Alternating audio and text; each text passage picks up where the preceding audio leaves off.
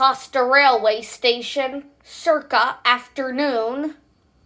Alfred,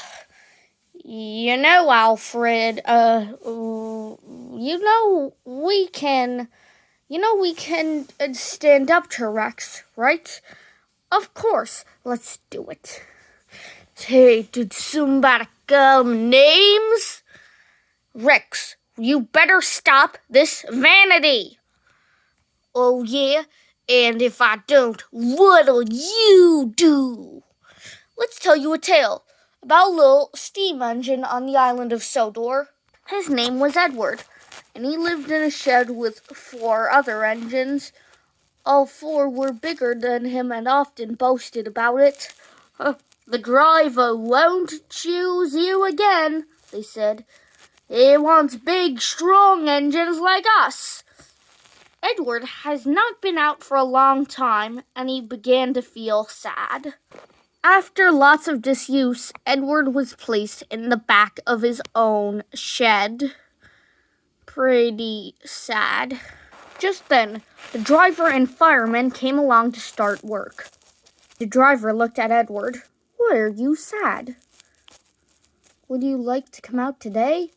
Oh, yes, please, said Edward.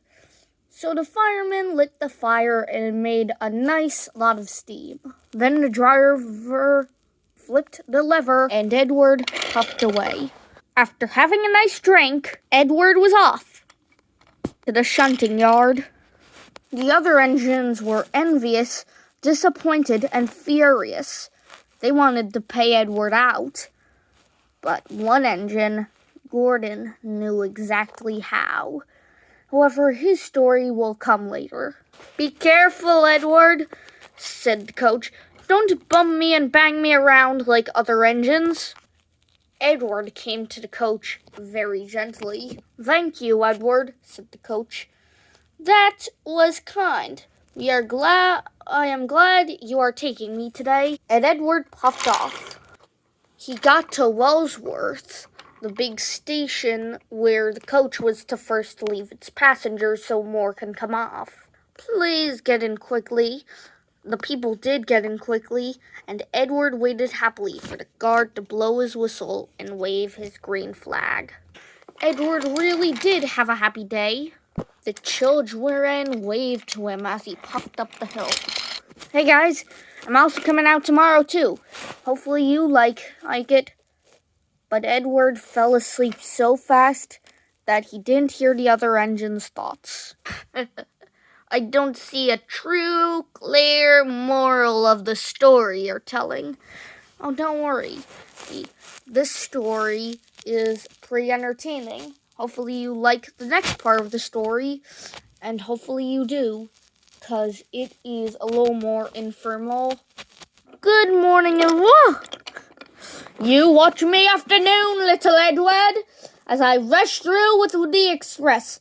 That will be a splendid sight for you.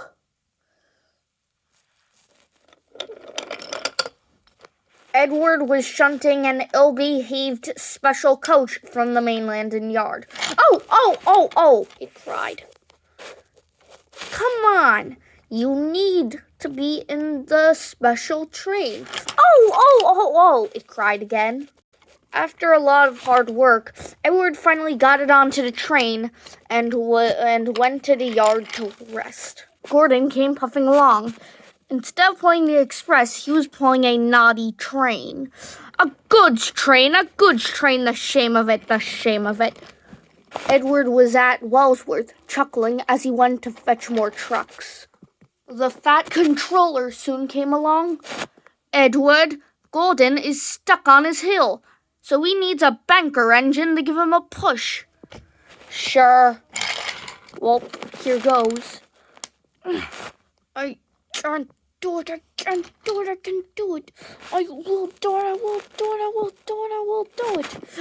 I've done it. However, he forgot to thank Edward. Boy, aren't you gonna say thank you? But at the end of the day, he got an engine down to safety. Maybe you could do the same thing too. Never. This last story might convince you, and it's good. Gordon also pulled the biggest express. It was his favorite job, although he didn't much care for his other ones. Hurry, hurry, hurry. Trick-a-track, trick-a-track, trick-a-track. In a minute, he saw the derailed coach Henry pulled when he got walled up in the tunnel. Oh dear, why did I let them wall me up for worrying that the rain will spoil my lovely green paint and red stripes? Now it's already ruined by the soot. I'm going to boop at Henry, thought Gordon. He was coming closer when he went slow and slow until he was out of steam. What has happened to me? He asked. You burst your safety valve, said the fireman. Oh, look, we're going in very nicely too. Now look at Henry laughing at me. While Edward was going to do with the express, Gordon was placed above the tunnel. Oh. He tried to do with the heavy coaches. Unlike Gordon, who can move the heavy coaches, Edward was not strong enough. But why not let Henry try? Okay, well, Henry, I guess you have learned your lesson. We may put the rails back where they once were. Oh, thank you, sir. So Henry's train was moved out of the way, and the tracks were back on the rails again. I'm ready when you are, Henry. I'm ready. And they puffed off. We've done it together! We've done it together! Said Edward and Henry. And they finally went down to the level crossing station. All three engines are now great friends. Henry also doesn't mind the rain now. He was promised to get a brand new coat of paint for his act of heroism. But what paint will it be? Hopefully you learned from him, didn't you? Well, I guess I can learn a little bit about humility. Good. And hopefully you can too. Credits in the description. Bye!